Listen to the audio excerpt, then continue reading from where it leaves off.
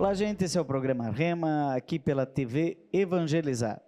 E hoje entrevistamos um jovem sacerdote vicentino chamado Padre Leonardo Ulbrich. Isso mesmo? Isso catarinense? mesmo. Sou catarinense. Mas atua aqui na Arquidiocese de Curitiba. Isso, estou atuando como, agora, estou como pároco na paróquia Santa Cândida, em Curitiba, e também estou como assessor eclesiástico da Pastoral Povo e Estação de Rua, pela Arquidiocese também. Esse trabalho junto à Arquidiocese, esse trabalho bonito também de evangelização e transformação daqueles nossos irmãos que mais sofrem. Ô, Padre Leonardo, mas em Curitiba tem povo de rua? Porque você diz que Curitiba é uma cidade de primeiro mundo. Eu não imagino que tenha gente dormindo na rua, tem? Pior que tem muitos. Tem muito? Últimos levantamentos, tinha em torno de 4.090 pessoas, isso registrado.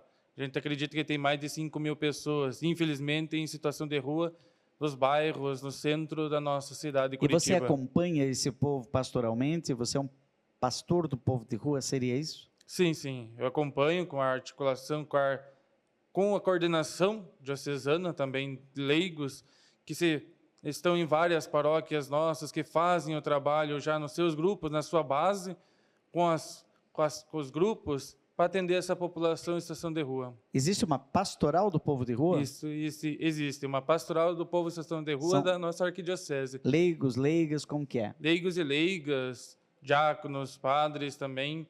E isso é uma pastoral nacional, tem no Brasil todo. E aqui na nossa arquidiocese de Curitiba também estamos presentes. Quantos mais ou menos atuam nessa pastoral? Voluntários, assim? Olha, a articulação, só a equipe de coordenação, é em torno de umas 10, 15 pessoas. Mas com os coordenadores das paróquias, temos mais de 15 paróquias da nossa arquidiocese que fazem esse trabalho com a população em situação de rua. E tantos outros grupos, né, que a gente, como igreja, também busca conhecer de outras denominações, fazer também esse olhar ecumênico também, que desenvolvem essas ações para com a população em situação de rua. Um trabalho amplo e bem complexo e necessário, diante também das grandes inquietações públicas também que vêm surgindo nos últimos tempos, né, contra essa população. Né? Ah, é? Eles são vítimas? São vítimas, e infelizmente se tornando muito vítimas, e às vezes, infelizmente, pelos comerciantes ali, né, que acabam se sentindo incomodados. Mas nós, como igreja, vem buscar transformar um pouco a vida dessas pessoas, dar um alento, dar um aconchego, um suporte. E o objetivo nosso, como nós estamos reestruturando a pastoral também, fazer um trabalho também de promoção, de retirada dessa população em situação de rua. Estamos caminhando junto também com os órgãos, como igreja, fazendo a diferença na vida também junto daqueles órgãos públicos que nós temos, onde nós podemos lutar pelos direitos humanos dessas pessoas. Eles já deveriam fazer isso? Tem albergue? O que tem?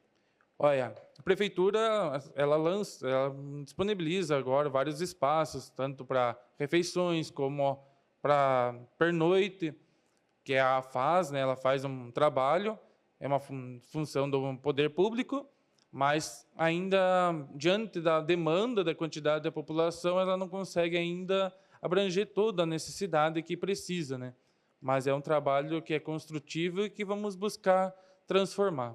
Quem não sabe nada sobre população de rua, só vê um mendigo naquela situação ali numa marquise, dormindo e pegando chuva às vezes, tal, não sabe o que vai no coração daquelas pessoas.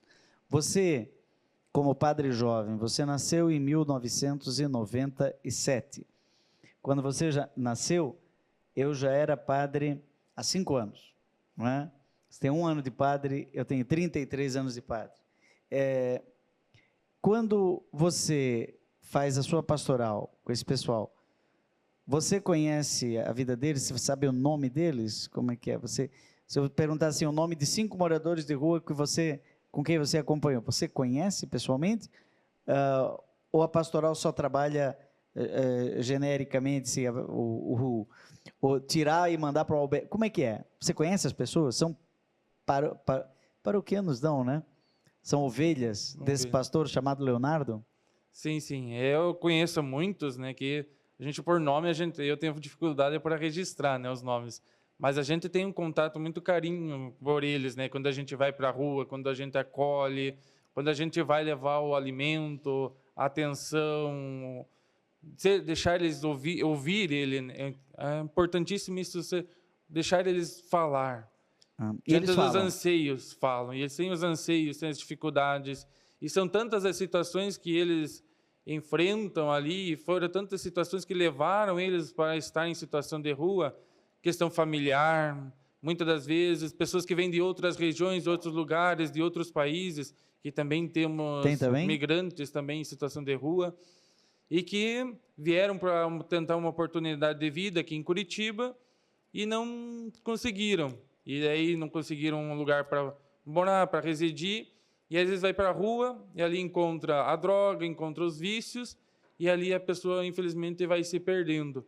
Mas quando a gente vai ao encontro delas, elas se sentem mais animadas e fortalecidas para superar aquela situação. Já ajudei várias pessoas e conheço dos grupos, tantos que já partilharam comigo, que já conseguiram tirar muitos da situação de rua, encaminhar para uma clínica de tratamento, às vezes um aluguel social, para que eles possam criar um emprego, buscar emprego. São tantas formas que a gente busca fazer para que, aos pouquinhos, seja transformada a vida dessas Como pessoas. que seria assim? É mais homem, mulher ou tem até famílias? Tem até famílias. Mas o que predomina, mais de 70%, é homens. Então, vamos ver. Assim, sem uma estatística exata, mas 70% da população de rua de Curitiba seriam homens. Então, se você me falou de 4 a 5 mil, não é? Nós estamos falando agora de 700 a cada 1.000. 3 vezes 7, 21, 2.000, é isso, né? 5 vezes 7, 35. Então, daria 3.500 homens na rua em Curitiba. Para mais isso, na verdade, pode até aumentar. Pode Porque a ser. porcentagem de mulher é baixa. Ainda a gente tem que agradecer, né? E ainda a porcentagem de mulheres são baixas. Então, Mas, infelizmente, também temos crianças. Temos crianças também que estão em situação de rua. mas se tem, vamos lá, vamos supor que sejam 4.000 homens, não é? De 5.000. Teríamos aí umas 700 mulheres, não é? Isso dá ainda, no mínimo, 300 crianças na rua? Pode variar, gente. Esses a gente não tem bem certo os números, né? Mas você vê. Mas a gente vê. Principalmente no centro, nas praças principais, como Tiradentes, Rui Barbosa, são as principais praças que a gente localiza eles. Crianças assim, de que idade até que idade? Olha, em torno de, eu já vi de 4, 5 anos até 12, 15 anos. 4 anos na rua. Mas acompanhados dos pais ou também tem crianças abandonadas, sozinhas? Não, sempre acompanhadas. Sempre A maior parte acompanhadas. sempre acompanhadas. É difícil, eu nunca vi ainda caso delas sozinhas. E você disse que a maioria deles, ou alguns deles, encontram na rua a droga, né? A droga vem por estar na rua ou ele está na rua por causa da droga? Tem ambos os sentidos. Ou álcool, né? Que Tem é uma o droga também. Os dois. Tantas vezes estava por causa do vício, daí foi para a rua, ou às vezes foi na rua que teve o contato com a droga. Isso varia bastante. Eu já ouvi dizer que tem muitos que estão na rua e não querem sair de lá. É verdade? Infelizmente, sim. Que às vezes acaba sendo cômodo para eles, né? Como tem muitos grupos, muitas pessoas que ajudam, e ali às vezes eles conseguem fácil, às vezes na forma de pedir, às vezes no sinal, de outra forma de ajuda, né? Eles conseguem buscar ali o que eles precisam, né, naquele momento, né? E a droga, às vezes dia de frio, às vezes dependendo do clima, né? É a droga que vai sustentar eles para conseguir ali ter até forças para superar aquela dor que eles estão ali em situação de rua, né? Diante do que eles estão passando. Existem São muitas gente aqui em situações. Curitiba, pelo menos, porque eu conheço a realidade de São Paulo. Existem pessoas, padre, que estão na rua, mas têm emprego? Ou todos são desempregados? Todos são desempregados praticamente. Algum outro que talvez já esteja ali, né? Mas a maior parte às vezes consegue um dinheirinho ali e consegue comprar alguma coisa para vender no sinal. Mas às vezes a maior parte é para sustentar o vício, né? Então são Isso. formas. Tem muitos ali que às vezes até tem um lugarzinho para ficar, mas diante de outras situações ele também está ali na rua buscando o alimento às vezes na rua porque ele não consegue se manter em casa. Há Então uma casa há um simples. mito, né? No meio das pessoas, como do olha o morador de rua, alguém no sinal, que quem está na rua é bandido. E eu já falei com muita gente que trabalha com morador de rua, dizia, ó, os bandidos têm casa. Sim. Os que estão na rua podem ser até cooptados para isso, mas eles são vítimas, inclusive, dos bandidos. Como é que é isso? Sim, sim. Eles não oferecem risco nenhum. É? A pessoa, não, Porque você anda no meio deles. É uma criação assim cultural que dizem que eles podem roubar, podem fazer isso, e às vezes as pessoas se afastam.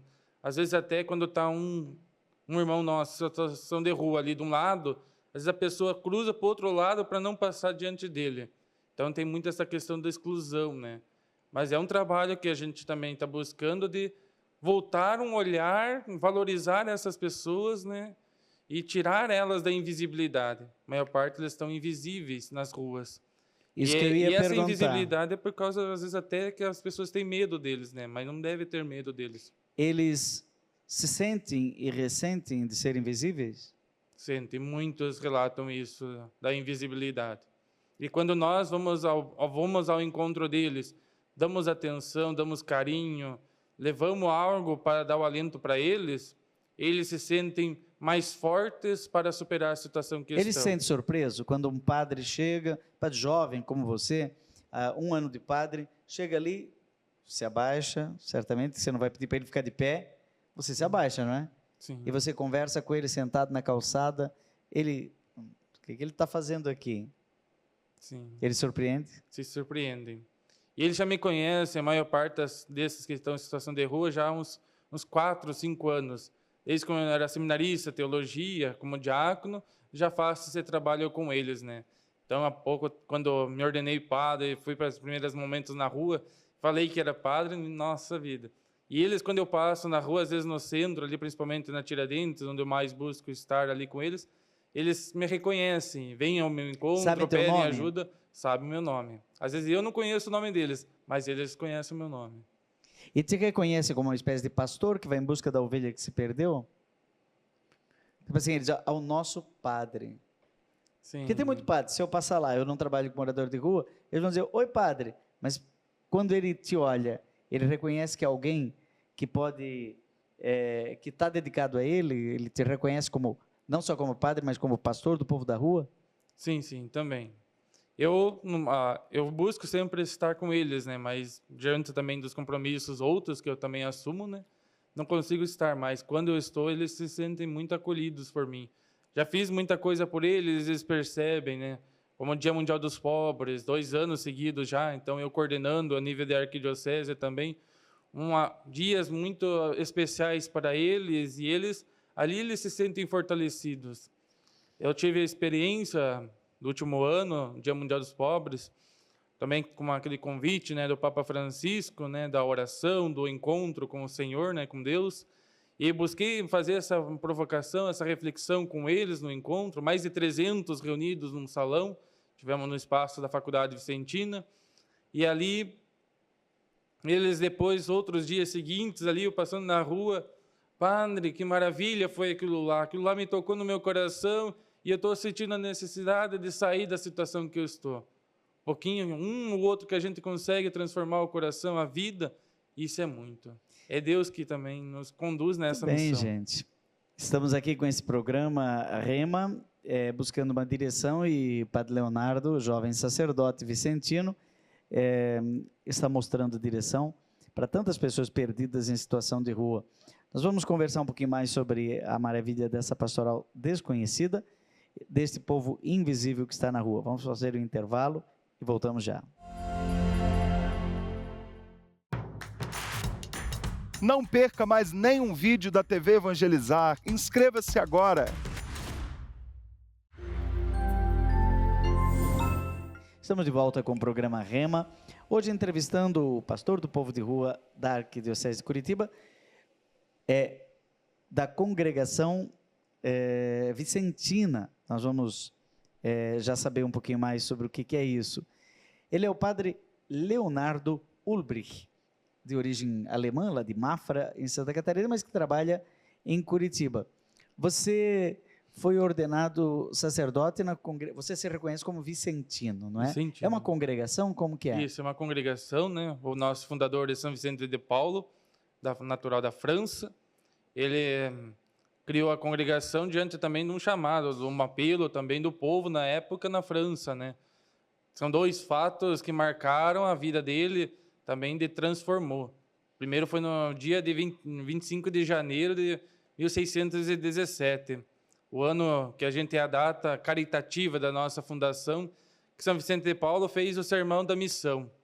Foi aquele em Folleville, ele estava lá, a senhora de Gondi, que era uma família num feudo, que ele ali estava servindo a eles, e ali viram a necessidade de um senhor que estava ali padecendo, e ele chamou o padre, chamou Vicente para ir lá atender ele a confissão dele, e o povo todos achavam que ele era um homem santo.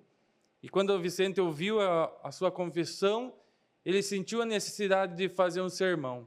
E quando ele fez aquele sermão na missa, naquela data, foi tanta quantidade de pessoas que foram ao encontro dele para buscar a confissão, que ele teve que pedir a ajuda de outros padres, de outras regiões, de outras congregações, para que pudesse ajudá-lo naquela missão. E ali ele sentiu o chamado, então, para a missão que ele tinha. Antes ele tinha um outro olhar, mas ali ele foi a conversão, a mudança na vida dele. E depois, em agosto, ele teve em Châtillon, foi uma outra experiência, que ele estava na sacristia se preparando para a missa, e vieram dizer que uma família estava padecendo, estava sofrendo, precisava de alimento, precisava de ajuda. E ele fez também no sermão, também a pedida para o pessoal ajudasse aquela família, e ele viu depois que terminou a missa, ele foi olhar assim para fora da igreja, era aquela procissão de gente levando coisas para aquela família. Quantidade de doação, de contribuição que aquelas pessoas estavam fazendo, o gesto de amor que eles estavam desempenhando. E ali Vicente viu a necessidade de organizar a caridade. Ali se inicia também o primeiro ramo da família vicentina, que somos muitos ramos leigos, religiosos, também que fundou ali a AIC, que é a primeira a Associação Internacional da Caridade, né? As Damas da Caridade no início, né? Que fizeram e ajudaram o Vicente a organizar a caridade. E foi assim que um pouco que iniciou o carisma, né? E agora, neste ano de 2025, estamos completando também 400 anos como congregação, como fundação, no dia 21 de abril, não, 17 de abril de 1625, que foi a fundação mesmo no papel também, que foi da congregação. Estamos celebrando os 400 anos este ano. Então, desde aquela primeira experiência de 17 até 25, daí funda a congregação, e esse ano estamos comemorando 400 anos dos vicentinos. Mas no Brasil, quem quiser, estava nos ouvindo, disser assim, eu quero ser vicentino, como faz? Então, nós temos a animação vocacional, temos as redes sociais também da congregação. Então, o nosso animador vocacional da província, né, que nós somos 3 províncias no Brasil da congregação. Tem o Instagram aqui, padre?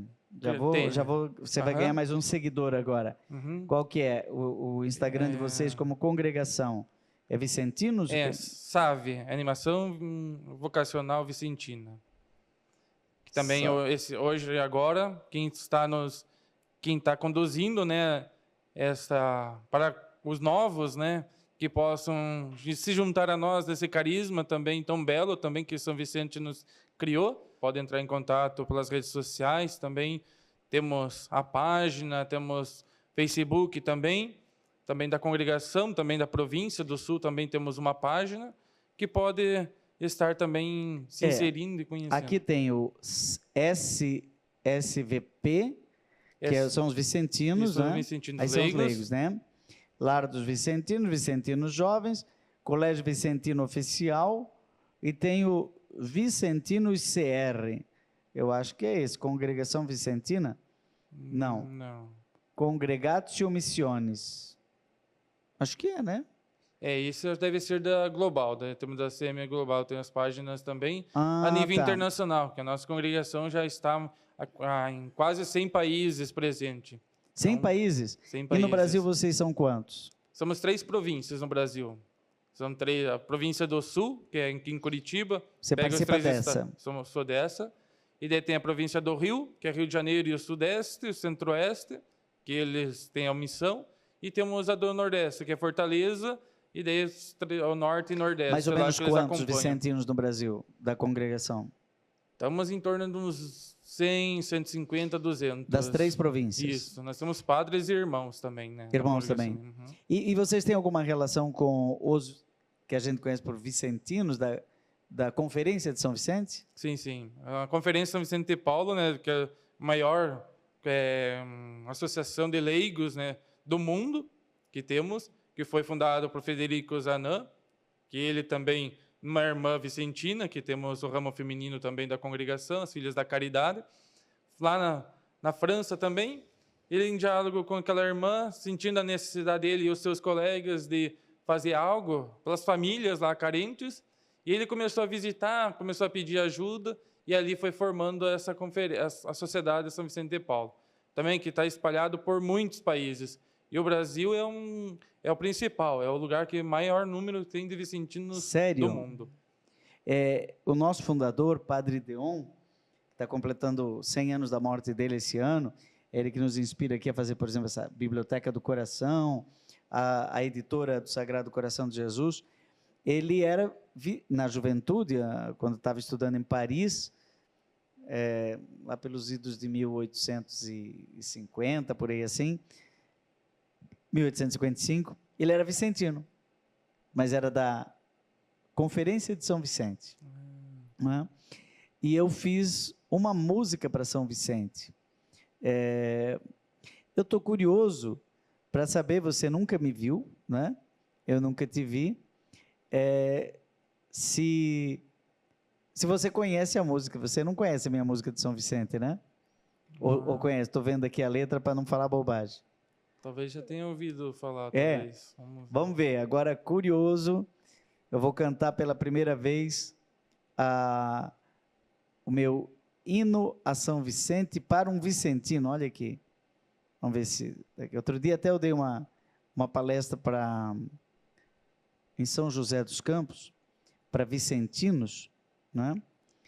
E vamos ver se tem aqui a letra. Opa, tem tudo. O que não tem na internet, né? A música diz assim, ó, vamos lá, música para São Vicente. Me colocaram um violão aqui, agora aguenta.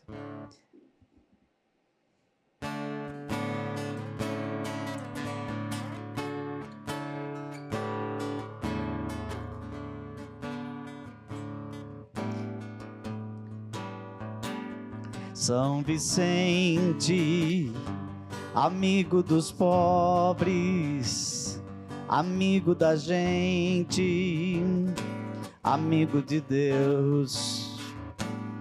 São Vicente, amigo dos pobres, amigo da gente, amigo de Deus. Coração humilde, sem marcas de ambição, sempre ajudando seu irmão, sempre ajudando seu irmão. São Vicente, amigo dos pobres, amigo da gente, amigo de Deus. Coração que acolhe o pobre sofredor, cheio de ternura e de amor, cheio de ternura e de amor. São Vicente, amigo dos pobres, amigo da gente, amigo de Deus. São Vicente, amigo dos pobres, amigo da gente, amigo de Deus. Conhecia, padre? Conheço essa. Vocês cantam lá na congregação? Sim, sim. Sabia quem era o autor ou é o autor desconhecido? Olha, não estou conhecendo, não conhecia o Não conhecia o autor? Não. Eu fiz essa música, você não era nem nascido. Sim. Essa música eu fiz. Aliás, numa comunidade onde eu exercia o diaconato, perto de Aparecida, uma cidade chamada Pindamonhangaba, tem um distrito, o distrito de Moreira César, e lá tem um padre que era músico, e eu, como diácono, estudante de teologia, preparado para ser padre, fiz com ele um disco com músicas para tudo que é tipo de santo. Tinha Santa Rita de Cássia também, não é? São Francisco, São Paulo, enfim. E tinha São Vicente, a de São Vicente era minha. E a paróquia desse padre, o padre Geraldo Carlos da Silva, já falecido, padre Jereca, era a paróquia São Vicente, né? E aí, inspirado por toda aquela atmosfera vicentina, eu fiz a música do São Vicente. Outro dia que eu percebi o quanto se canta essa música por aí, sem eu saber. Sim, Né? sim. A música tem dessas coisas, né? Eu fiz uma música nesse mesmo disco para São Sebastião. E outro dia eu fui no Rio de Janeiro, o povo todo estava cantando. No Maranhão também cantava o bispo, lá se chama o bispo é Sebastião, né? E fui pregar para o apostolado da oração, e o Dom Sebastião sabia a minha música do São Sebastião. É sua. Sim.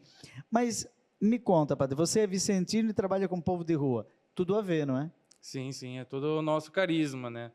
Porque São Vicente de Paulo é conhecido na França como o pai dos pobres, né? Então ele tem toda essa dimensão também, que depois, né, ao longo da sua história, da sua missão, né, quanta quantidade de pessoas que ele atendeu na França, diante da peste, que também teve na França na sua época. Peste negra? Teve, e ele estava na rua, junto com Luísa de Marillac, que é a fundadora das Filhas da Caridade, atendendo, acolhendo. Tem fotos, tem umas imagens de São Vicente e Santa Luísa, que são icônicas também nas redes sociais, que também tem, né, dele junto, né, nesse serviço, nesse acolher as crianças, as pessoas que mais estavam sofrendo, né. São Vicente de Paulo ganhou também no momento da fundação a casa de São Lázaro, né, que depois foi destruído com a Revolução Francesa, né. Ele é anterior à Revolução Francesa. É anterior. E foi ali naquela revolução, antes da Revolução, então ele ganhou a casa de São Lázaro, que era enorme, plantações e plantações ali, e ele ali produzia para atender os que mais sofriam, os que estavam os mais pobres, né? Então ele foi uma grande missão no tempo de Jesus e depois eram os moradores de rua, porque lá os leprosos, né, não poderiam entrar na cidade, tinham que ficar invisíveis, né, escondidos. Todo mundo tinha medo de tocar neles, e Jesus cura, né, também vai. Aliás, Jesus era morador de rua, eu acho. Eu vou te dar uma. Por quê? Porque ele diz assim: mestre, onde moras? Vim de ver, mas ninguém sabe onde eles foram, né? E tem um trecho que diz: ele não tinha uma pedra para reclinar a cabeça. E se calcular o tempo que tudo onde ele andou em 3 anos, não dava para ter casa, né? Sim. Ninguém nunca fala. Depois ele entrou na sua casa, sempre entrou na casa de um, entrou na casa de outro, mas qual era a casa mesmo de Jesus depois que ele saiu de Nazaré? Fica aí um questionamento da mística do morador de rua chamado Jesus de Nazaré. Gente, estamos aqui entrevistando o padre Leonardo Ulbrich, catarinense de Mafra, vicentino de coração, e agora assumindo a partir deste ano a Paróquia Santa Cândida em Curitiba. Vamos fazer um intervalo e voltamos já.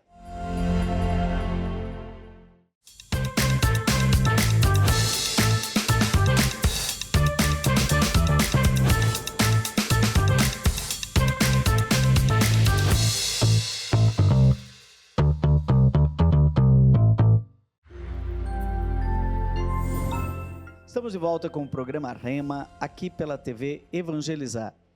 No todo o programa, a gente apresenta aqui este projeto belíssimo da Biblioteca do Coração. É um box que você recebe mensalmente em sua casa, com algum livro inédito.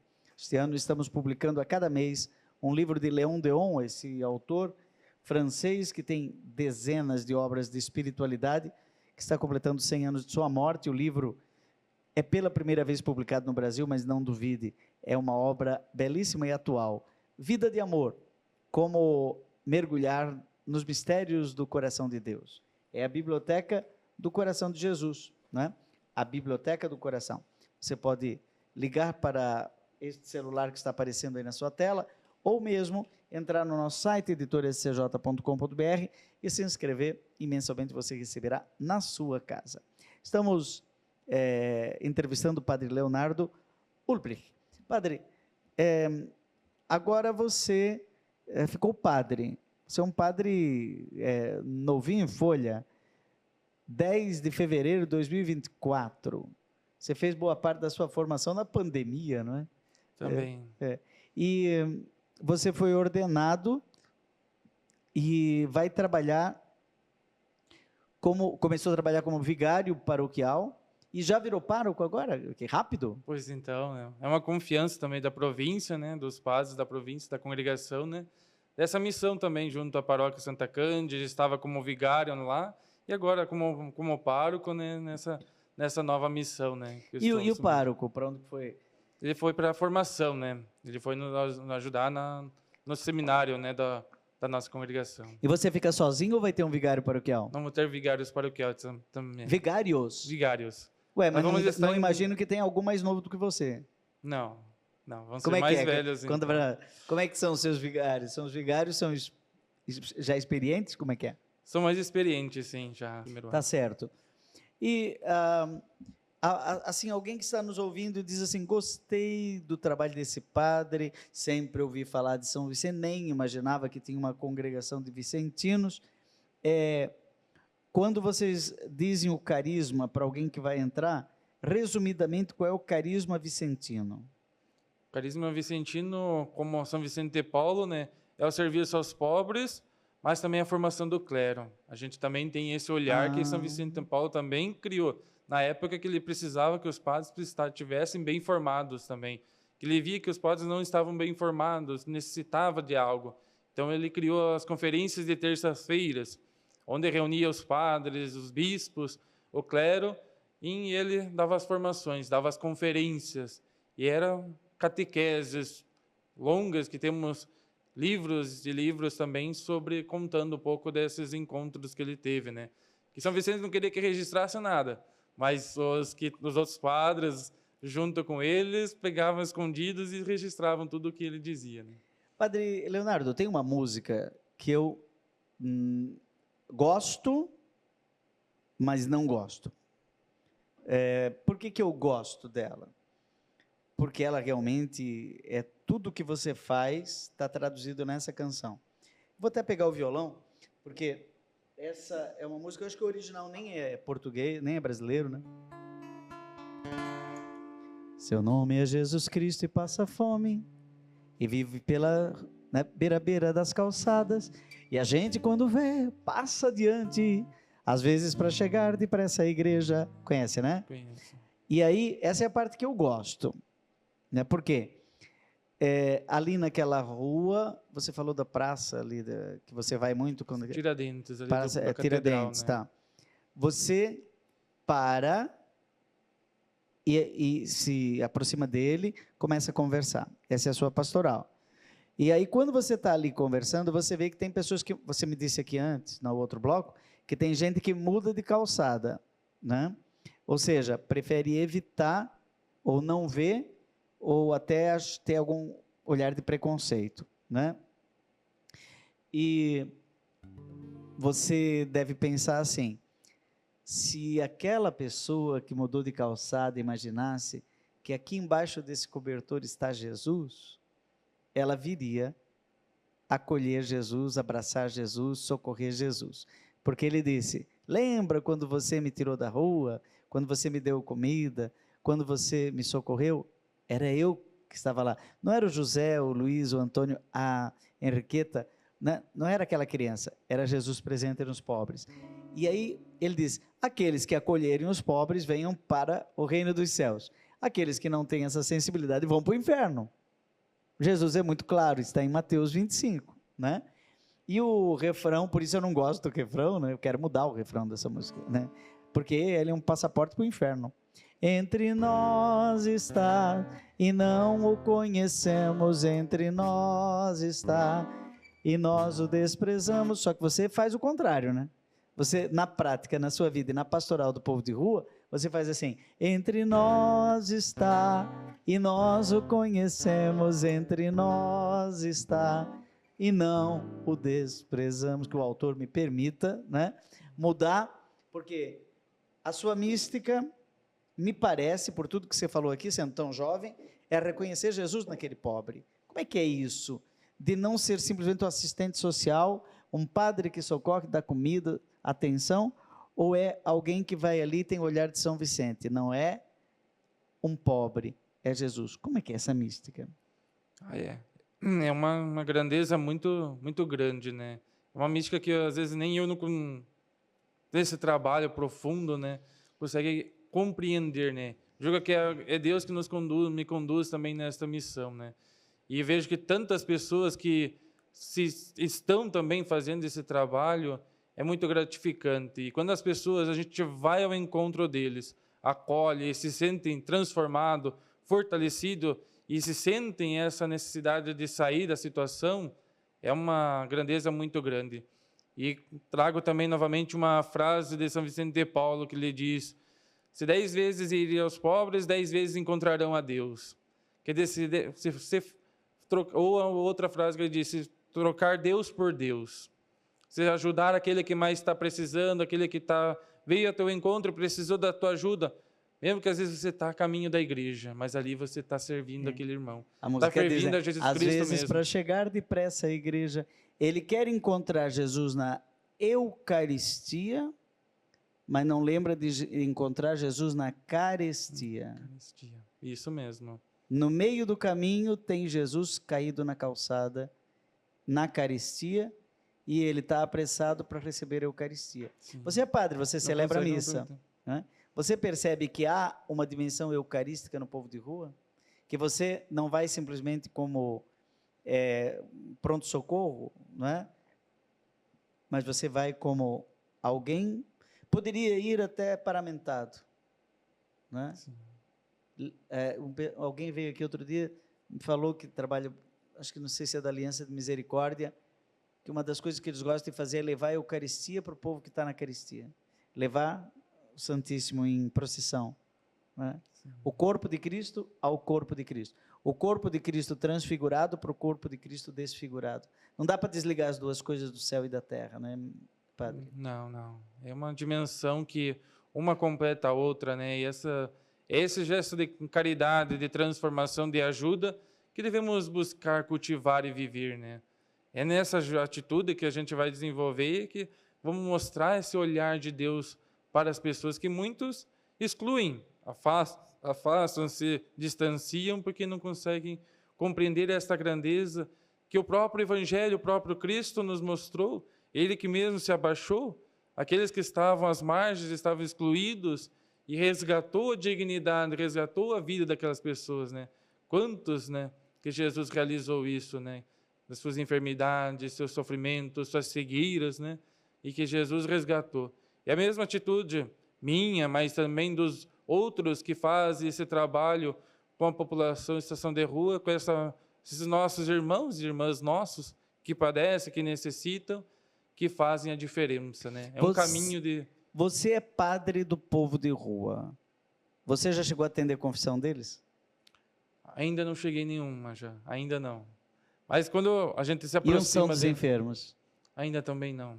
Não tive nenhum caso ainda. Mas, assim, o encontro que a gente tem é... Casamento também não? Ainda não. Já teve gente que falou, já. Já Comentou. pediu? Já perguntou, já pediu. Fazer o Um casamento... casalzinho Você que tá faria lá. um casamento na rua ou levaria isso para a igreja? Aí a gente tem que ver com isso É. dentro da doutrina da igreja, né? Que a gente tem que ter cuidado Aí tem que também puxar o nisso. direito canônico? Aí tem que puxar, Escuta, né? Esses e cuidados, você né, falou que tem. também trabalha como vigário da pastoral, como que é, na Arquidiocese de Curitiba? Eu sou assessor eclesiástico. Como O que é responsável... isso? Sou responsável, junto aos bispos, né? Na dimensão de conduzir a pastoral, povo situação de rua, pela arquidiocese, né? Ah, tá. É tipo um vigário do povo de rua, Isto, pela E- arquidiocese. pela arquidiocese. E Tem o vicariato do povo de rua na Arquidiocese de Curitiba? né, a dimensão sócio-transformadora, daí das pastorais sociais, né?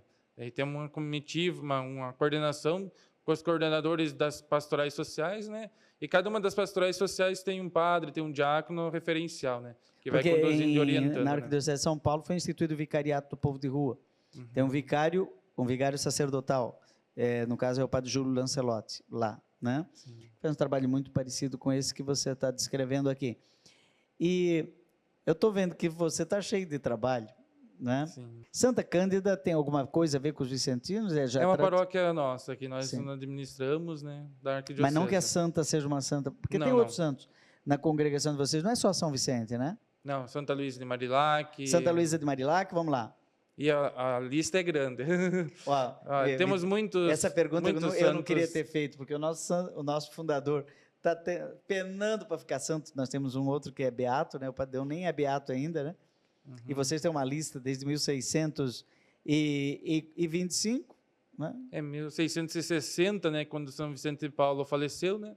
Dali em diante que foi surgindo também Outros os santos. santos da família vicentina. Muitos mártires também temos. Tem também? Temos mártires da China lá, que São Vicente mandava em missão, depois de São Vicente também, que foram falecendo também, não negando a fé e acreditando, como no início do cristianismo, né, a perseguição religiosa, né.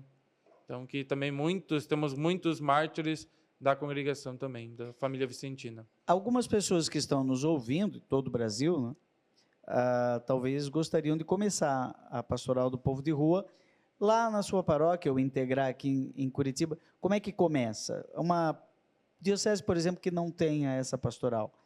É provável que tenha dioceses que não tenham, ou paróquias, né? Como é que é o primeiro passo? Aqui na Arquidiocese de Curitiba temos uma coordenação, né, diocesana, né, em leigos, que eles estão nessa parte da articulação. Estamos fazendo um levantamento de toda a nossa arquidiocese e outros grupos que queiram fazer parte, se integrar, entrar em contato pela Mitra lá na arquidiocese, com a dimensão sócio-transformadora, que vai ter contato com a coordenação e eles vão orientando, né, os passos, né, e eles vão também fazendo um caminho, um processo com eles, né, no trabalho. E as dioceses também temos uma coordenação nacional da pastoral. Isso que eu ia perguntar. Temos Tem uma coordenação nacional. nacional também. presidente Então, nacional. vou pedir que o pessoal da edição, né, Gil, depois coloque aqui no final o site nacional, né? Porque é provável que depois de esquentar o coração ouvindo o padre Leonardo falar, muita gente diga assim, é nessa pastoral que eu me integro, só que não tem aqui. Então você entra lá no nacional, tem telefone, tem WhatsApp, tem não sei o que tudo, você vai com certeza encontrar o seu lugar. Padre Leonardo, muito obrigado. Padre, um ano de padre é sempre bom, porque quando a gente entrevista padre jovem assim, dá indulgência plenária para o entrevistador, né? Porque ainda há pouquinho, sua mão ainda está com o cheiro do óleo da ordenação. Deus te abençoe nesse ministério. E o padre Reginaldo Manzotti já está lá com o coração queimando para conduzir a nossa experiência de Deus. Semana que vem tem mais programa Rema.